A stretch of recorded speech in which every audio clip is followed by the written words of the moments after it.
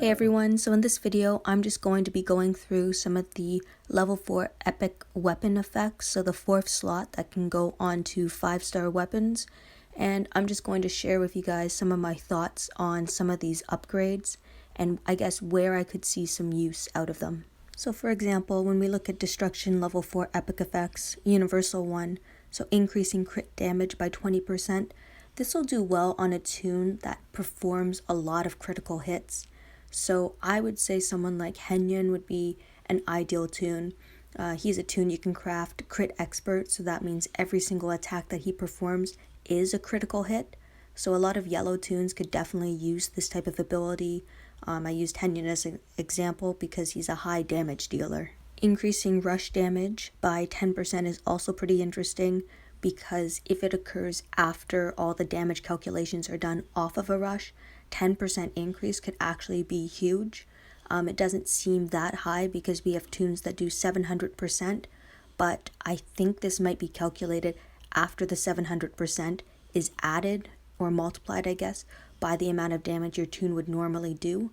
So this 10% actually ends up being a much larger amount than what 10% you might think it represents. For example, if it's say 1000 times 700%, which equals 7,000, and then the 10% rush damage is added, so it's times 1.1, that equals 7,700.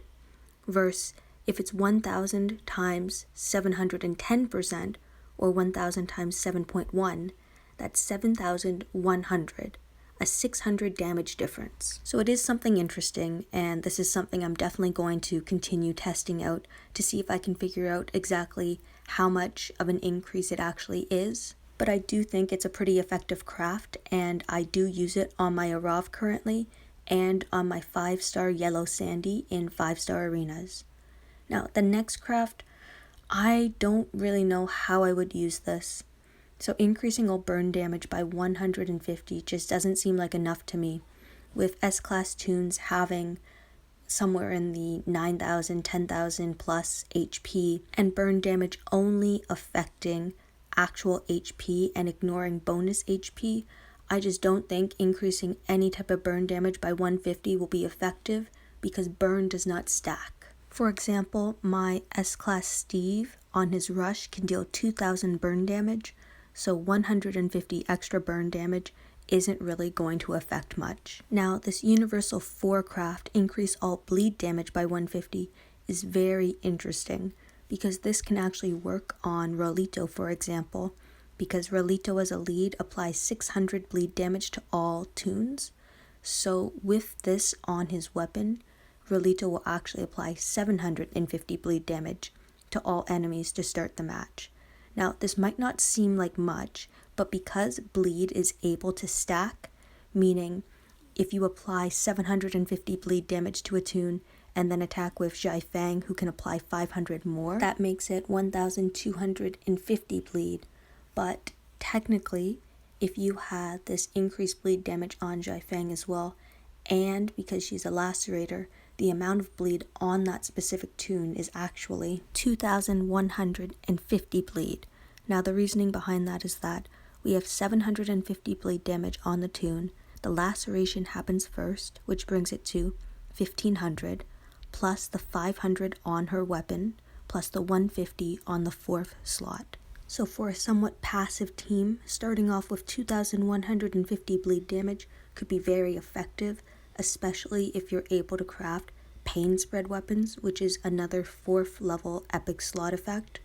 So there's just a lot of ways to manipulate this type of bleed damage, so I think this craft could be very useful on the correct toon or toons. So the first universal crit, increased trade advantage attack damage by 20%.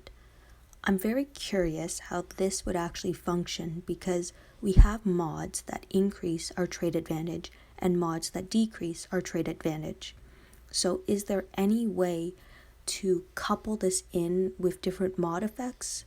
Because like if I ran, say, a yellow toon, so we're going to say Arav again, he already has a trade advantage against blue toons, and it's a ×2 effect. This would make it times 2.2, or as we mentioned before with increasing crit damage, it could be x times 2, and then that value would be times 1.2 for the 20%. But if we factor in trait advantage mods, that'll create a greater effect of the trait damage applied. Same with if a defending toon has a defense versa trait. It would also be interesting to see how this would interact with a weapon that attacks with the stronger trait, because would that count as having a trait advantage or not? So this one I'm a little curious about, but I think it would work really well on a weapon that attacks with the stronger trait. So for example, the green dual specialist, Michonne, her weapon, there's an 80% chance of attacking with the stronger trait.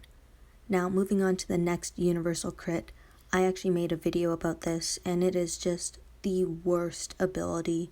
Like, I feel like they had good intentions with it, but this craft does next to no additional damage. I'll actually link you guys at the end of this video so you guys can check that video out just to see how ineffective this craft is. The next craft, so melee crit, boost your attack stat by 30% of your missing HP. So for this craft to be effective, you obviously want to have a toon that has a high amount of HP, so that whenever they lose even any chunk of HP, they'll get a huge attack boost. This is actually a pretty interesting craft, and I haven't seen it used on a toon yet. So if any of you have this craft, please let me know. Leave a message in the comment section below, or message me online, because I would love to see this in action and how you guys would implement this. I'm not even exactly sure what toon I would want to use this with. It could be used on a defensive team just to give your toons a bit of an offensive kickback at the attacking team without being a true offensive character. So just to give you some numbers here, say you lost 5,000 HP, if you multiply that by 30%, that's 1,500, so that's how much your attack stat would be increased by. Next, when we look at the range crit, so increase basic attack damage by 20%, and basic attacks ignore defense bonuses. Now, if this works with toons that can perform double attacks or multiple attacks on their rushes because they're considered basic attacks, this could actually be a really awesome craft in my opinion. By increasing the damage done by 20%, this could actually be a huge boost, especially when we consider a toon like Priya, for example, or Mr. Jones, or even Earl, just a blue toon that does multiple attacks on their rush, with having a double attack weapon. If they rush 3 times and each of them is a double attack, you're increasing each of those attacks by 20%, which could output a huge amount of damage. Next, when we start getting into the specific crit crafts for each trait, it gets a little more interesting. So the first option we have is a fast crit.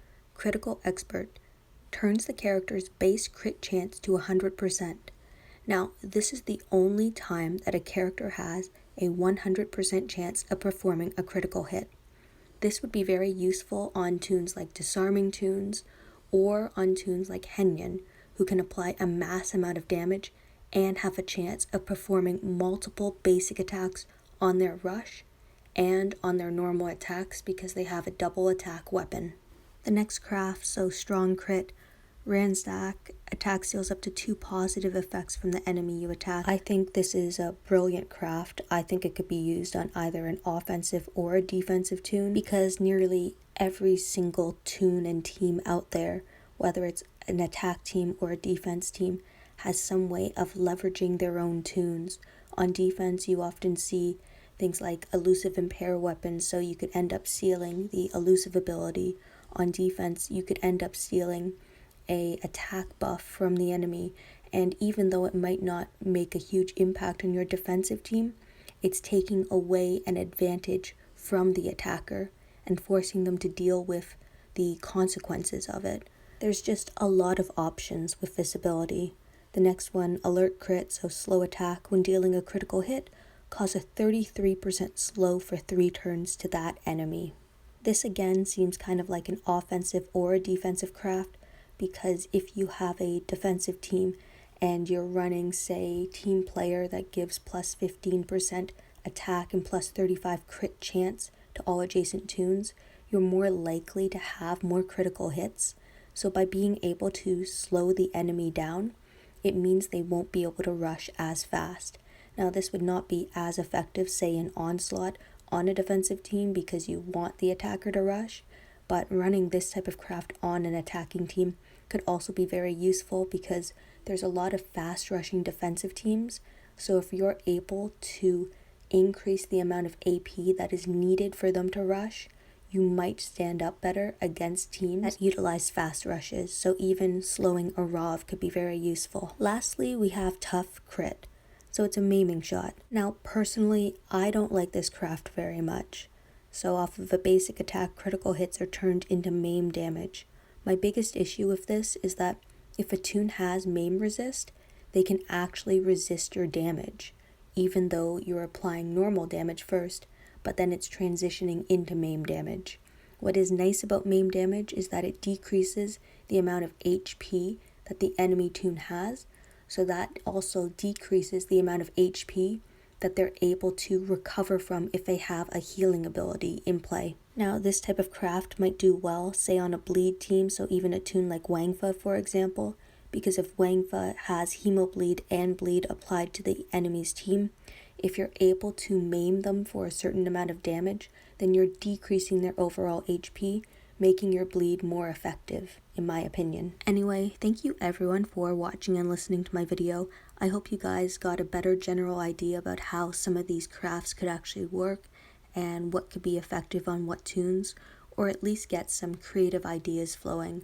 If any of you guys have any of these things crafted and have film, I would love to get my hands on some of that, just because I feel like I would be able to make a better video for the community so that they could understand how these abilities would actually play out in gameplay.